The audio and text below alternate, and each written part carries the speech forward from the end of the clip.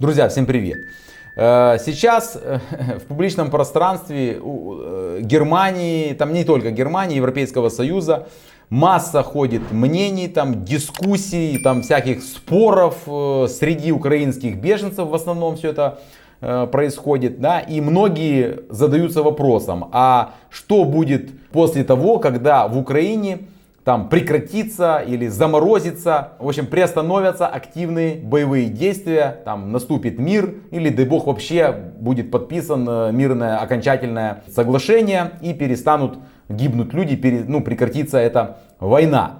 Что, как Германия поступит с украинскими беженцами? Одни говорят, что 100% Германия всех украинцев оставит. Почему? Потому что они очень выгодны. Вы, наверное, такое слышали, тоже там на форумах пишут, да, украинцы. Даже те, кто сейчас получает бюргергельд, они же все равно тратят эти якобы деньги на территории, значит, Германии. Тем самым они привносят в экономику. Ну, слышали, да, такое, да? Потом слышали, наверное, еще такие ходят тоже слухи. Ну, их тоже украинские беженцы распространяют о том, что повысилась стоимость аренды, те жилые помещения, которые люди не могли там годами сдать в аренду, сейчас они заполнены украинскими беженцами, которые тоже, значит, за эти помещения платит государство, это тоже, значит, выгодно, поднимается экономика, ну, то есть вот такое вот слышали, да, и что, мол, дети растут еще украинские, да, ходят в школу, интегрировались, и что это будущее население, значит, Германии, значит, они вырастут, будут потом поднимать, там, отрабатывать и так далее. Вот это все мы слышим, читаем ежедневно. И в этом как раз таки видео, друзья, я постараюсь ответить на этот вопрос. Как поступит Германия с украинскими беженцами после окончания войны или там заморозки этого конфликта,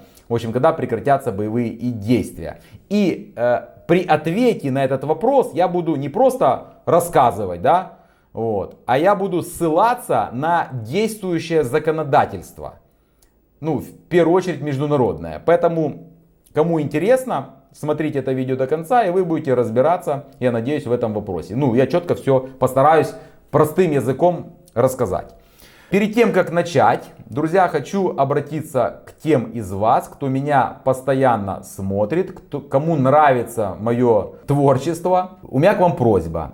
Просьба какого характера? Я в этом году, 2025, как бы перед собой поставил такую творческую цель, чтобы мой канал достиг 100 тысяч подписчиков. Поэтому тот, кто меня смотрит и не подписался, буду вам очень признателен и благодарен, если вы поставите, подпишитесь на мой канал. Вас это не затруднит, я думаю, а мне будет это приятно. Для наглядности я объясню юридическое положение в Германии беженцев из стран Африки и Ближнего Востока и юридическое положение украинских военных беженцев. Так называются они в Германии политиками и масс-медиа. Украинские военные беженцы. И вам, я надеюсь, все станет ясно. Значит, беженцы из стран Африки и Ближнего Востока, они получают убежище в Германии на основании национального немецкого законодательства, которое полностью соответствует Конвенции о статусе беженцев. Есть такая конвенция, это международный нормативный документ. И вот как раз таки национальное немецкое законодательство, оно было принято в соответствии с положениями этой конвенции. Кто такой беженец, да, в соответствии с этой конвенцией? Сейчас мы речь ведем о беженцах из стран Африки и Ближнего Востока, не украинцах. Ну, послушайте, значит, вот что там написано в этом документе. В настоящей конвенции под термином беженец подразумевается лицо, которое, значит, там в результате событий, происшедших 1 января 1951 года, в силу вполне обоснованных опасений может стать жертвой преследований, внимание, по признаку расы, вероисповедания, гражданства, принадлежности к определенной социальной группе или политических убеждений, находится вне страны своей гражданской принадлежности и не может пользоваться защитой этой страны или не желает пользоваться такой защитой вследствие таких опасений, или не имея определенного гражданства и находясь вне страны своего прежнего обычного места жительства в результате подобных событий не может или не желает вернуться в нее вследствие таких опасений. Понятно, да? Точно такие же положения содержит и немецкое национальное законодательство. В частности, есть такой закон в Германии, он называется закон о предоставлении убежища. Это уже немецкий закон, который Бундестагом был принят. В этом законе также есть определение, что кто такой беженец и что за такой статус. Что там написано? Иностранец является беженцем в значении конвенции от 28 июля 1951 года о статусе беженцев, это той конвенции, которую я выше вам зачитал, если он и, внимание, из-за обоснованных опасений преследования по признаку расы, вероисповедания, национальности, политических убеждений или принадлежности к определенной социальной группе за пределами страны, то есть страны происхождения, гражданином которым он является и защитой которой он не может или не желает воспользоваться из-за таких опасений, а также в котором он как лицо без гражданства имел свое прежнее обычное место жительства, и в которое он не может или не желает вернуться вследствие таких опасений. Ну, то есть, грубо говоря, немцы взяли и переписали понятие беженца из конвенции и внесли его полностью слово в слово в свое национальное законодательство. Заметьте, что о войне ничего не сказано. То есть там ничего не сказано о людях, которые убежали от военных действий и так далее. Нет. То есть должны быть там указаны преследования политические, по религии, по вероисповеданию, по национальному признаку, по расе и так далее. То есть должны быть преследования. Вот это два нормативных документа, которые применяются к беженцам из стран Африки и Ближнего Востока. То есть, что имеется в виду? Почему афганцы получают статус беженца именно согласно вот этих двух мной перечисленных документов в Германии? Почему? Потому что там пришел в 2020 году Талибан к власти, и там нарушаются права человека, по религии там они притесняют христиан и так далее. Это признанная организация, которая там, причем они там еще и издеваются над людьми и так далее. Поэтому все граждане, которые убегают в Германию, 90% из них, там 95% получают статус беженца. Потому что их в стране, в своей стране происхождения преследует Талибан, та политическая сила, которая пришла к власти и сейчас руководит этим государством. Сирийцы бежали и получали статус беженца, потому что там диктатор, там точно такая же картина. Теперь смотрите, теперь очень важно. Многие украинские беженцы задаются вопросом, вы, наверное, уже тоже это и на форумах, и между собой там разговоры вели и так далее. Беженцы из стран Африки и Ближнего Востока десятилетиями живут в Германии, рожают детей, и никто их не выгоняет из Германии. Да еще из них и получают гражданство потом. То есть приехал беженцем, подал прошение и там через 5 лет, через 3 года получил гражданство немецкое. А мы так не можем. Вот украинцы ведут такие разговоры. Вы, наверное, слышали. Отвечаю на этот вопрос, друзья. Смотрите, в этой же конвенции, которую я вам зачитал, процитировал, есть статья 34. Она называется «Натурализация». Конвенция — это международный документ. По статусу он стоит выше, чем национальное законодательство любого государства, в том числе и немецкое. Вот что указано в этой 34 статье. Натурализация. Договаривающиеся государства, то есть и Германия в том числе, она берет на себя обязанности, будут по возможности облегчать ассимиляцию и натурализацию беженцев. В частности, они будут делать все от них зависящее для ускорения делопроизводства по натурализации и возможного уменьшения связанных с ним сборов и расходов. То есть натурализация — это приобретение гражданства. То есть Германия берет на себя обязательства в рамках исполнения этой конвенции сделать максимально быстрым и максимально упрощенным процесс получения гражданства Германии беженцами, которые получили на территории ФРГ защиту согласно этой конвенции. Это указано в конвенции, и Германия под это подписалась, став участником этой конвенции, и она это выполняет. На сайте немецкого представительства агентства ООН по делам беженцев указано, что является конечной целью интеграции беженцев в принимающее государство, то есть в Германии. Вот что там указано. Конечной целью интеграции является постоянное право на проживание или приобретение гражданства беженцам. То есть беженец, получив статус убежища, согласно этой конвенции, сириец, например, или афганец, он выучил язык, он нашел через определенное время работу, он не совершил никаких преступлений, и у него прямая зеленая дорога, да, открыта к получению немецкого постоянного вида на жительство и потом гражданства. Вот так конвенция говорит. Теперь, что касается украинских беженцев. Статус украинских беженцев в Германии регулируется совсем другим нормативно-правовым документом. Это директива Совета 2155-ЕС от 20 июля 2001 года. Называется она «О минимальных стандартах предоставления временной защиты в случае массового притока перемещенных лиц и о мерах, способствующих достижению баланса усилий государств-членов ЕС по приему таких лиц и несению последствий этого приема». Смотрите, я называю украинские беженцы, но это неправильный с точки зрения юридического термин. Потому что украинские беженцы в Германии, они являются перемещенными лицами, которые получили на территории ФРГ статус временной защиты в соответствии с вышеупомянутой мной директивой. Я просто украинские беженцы, я когда-то в своих роликах тоже говорил, что я так буду называть, для того, чтобы не называть украинский беженец, там временно перемещенное лицо долго. Просто украинский военный беженец. Точно так же делают и немцы, и немецкие юристы. Они не говорят перемещенное лицо и так далее. Они говорят украинский военный беженец. Но это статус регламентируется директивой, а не конвенцией о статусе беженцев. Это разные, вообще кардинально разные вещи.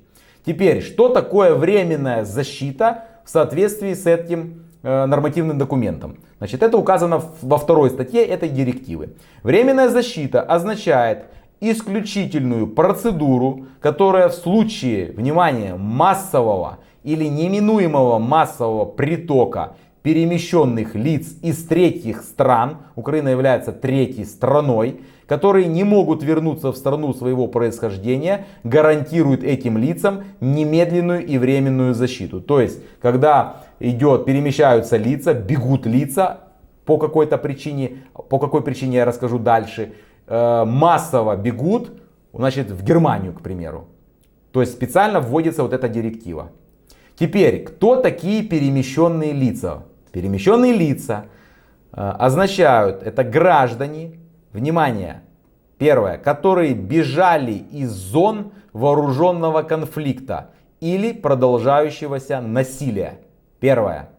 Четко украинцы подпадают. И второе, это которые подверглись серьезной угрозе или являются жертвами систематических или широкомасштабных нарушений прав человека. Это к украинцам не относится. Почему? Потому что Украина демократическое государство признано, и там не могут нарушаться права человека. Могут нарушаться, но не системно. Понятно, да? То есть, грубо говоря, теперь разницу. Вот если бы массово приток был, грубо говоря, одновременно бы в течение 2 месяцев из Афганистана приехали в Европу тоже хотя бы 600 тысяч афганцев, да, массово, то их бы взяли вначале под временную защиту, могли дать, потому что сложно было обработать такое количество заявлений, чтобы дать им статус убежища. Но Перемещенные лица, которые находятся по временной защите, они полностью имеют право подать потом на убежище согласно Конвенции о статусе беженца. Понятно, да? Европейский Союз дал украинцам временную защиту, так как они являются перемещенными лицами из-за вооруженного конфликта, который происходит у них в стране. То есть разницу, я вот надеюсь, чувствуете. Афганцев преследуют там по религиозным, там, по вероисповеданию, по расе, нарушают права человека, тот режим, который правит в Афганистане. Понятно, да? Поэтому им дали убежище. А украинцы, там демократия, но там вооруженный конфликт. И они массово переместились. И людям дали временную защиту из-за того, что там происходит вооруженный конфликт. Теперь смотрим дальше. Сама директива, по которой украинцы получили в Германии временную защиту, она не предусматривает интеграцию перемещенных лиц в общество, в то государство, которое их приняло.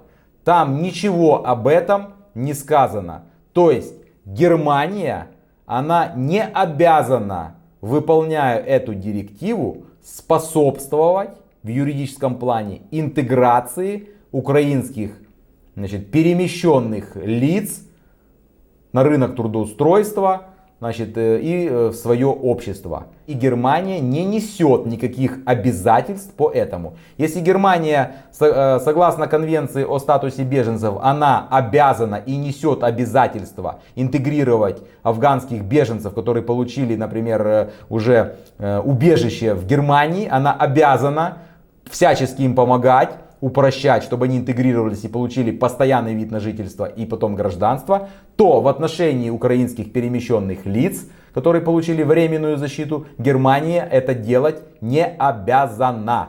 Почему она не обязана? Потому что временная защита это временная мера. Заканчивается временная защита, и согласно этой директиве все перемещенные лица едут домой. Вот и все.